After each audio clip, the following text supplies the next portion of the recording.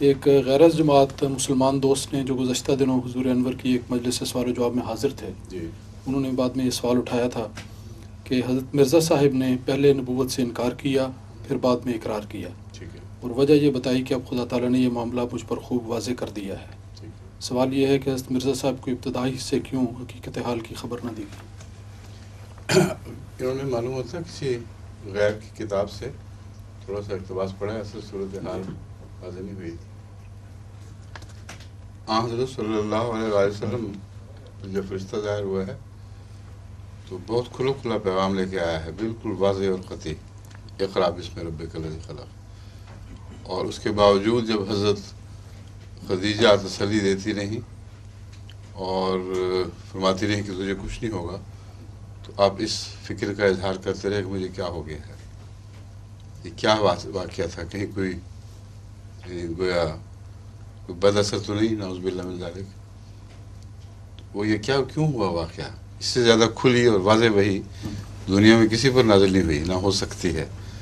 یہ ہر اس شخص کے اپنے انکسار سے تعلق رکھنے والی بات ہے جو عظیم مراتب پر فائز ہوتے ہوئے بھی اپنے آپ کو کچھ نہ سمجھے، اور اس صورت میں ان مراتب سے پہلو تہی مقصد نہیں ہوتا، بلکہ ان مراتب کو اپنے سے زیادہ بلند شان سمجھتے ہوئے، اپنی عاجزی کی آنکھ سے دیکھتے ہوئے اپنی تعجب میں مبتلا ہوتا ہے کہ یہ کیسے ہوا۔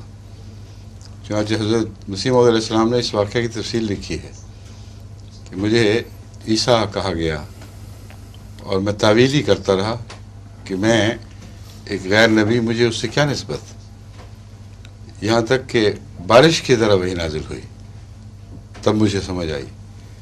حقیقت الوحی میں نبوت کے مسئلے پر بھی تفصیل سے روشنی ڈالی ہے۔ میں کہ یہ عقیدہ سب کا تھا کہ خاتم النبیین کے بعد کسی قسم کا کوئی نبی نہیں۔ بڑے بڑے علماء جو بعد میں احمدیت میں داخل ہوئے، ان کو کیوں نہیں دکھائی دیا پہلے کہ قرآن میں ایسے دلائل موجود ہیں جس سے پتہ چلتا ہے کہ خاتم النبیین سے مراد آخری صاحب شریعت نبی ہے۔ تو حضرت مسیح موعود علیہ السلام کے لیے جب بھی براہین احمدیت سے الفاظ شروع ہوئے نبی،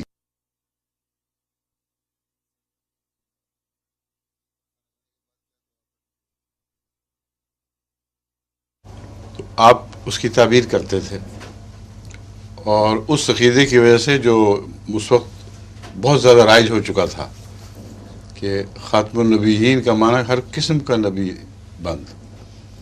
پھر اللہ تعالیٰ نے آپ پر روشن فرمایا، آپ کو قرآنی دلائل دیے، سمجھایا کہ خاتم سے مراد آخری صاحب شریعت ہے، نہ صرف یہ بلکہ سب سے بلند تر مقام پہ فائز، سب کا مصدق۔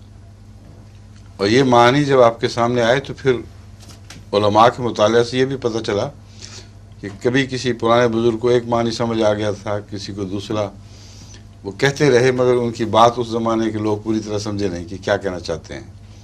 اب جب پڑھتے ہیں تو ابن عربی کے حوالے اور دوسرے بزرگ چوٹی کے بزرگ علماء کے حوالے، حضرت عبد القادر جیلانی کے حوالے، مولانا روم کا ختم نبوت کے متعلق اظہار خیال، یہ ساری باتیں اب ہمیں اس لیے سمجھ آ رہی ہیں کہ حضرت مسیح موعود علیہ السلام نے بہت قربانی کرتے ہوئے تکلیف دہ حالات نے ان باتوں پر ہر پہلو سے غور کیا، اور مسلسل جو انکار کیا وہ در حقیقت شرعی نبوت کا انکار تھا۔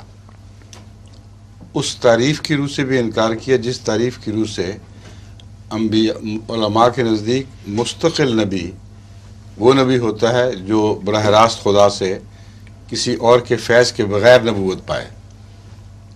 لیکن حضرت مسیح موعود علیہ السلام کی نظر اس بات پر تھی کہ ان معنوں میں تو میں مستقل نبی نہیں ہوں، کیونکہ اگر میں محمد رسول اللہ صلی اللہ علیہ وسلم کی غلامی میں آپ کے خلیفہ کے طور پر اس منصب پر فائز نہ ہوتا تو مجھے کوئی نبوت چھوڑ کے کوئی اعلیٰ مرتبہ کسی قسم کا بھی نہیں ملنا تھا۔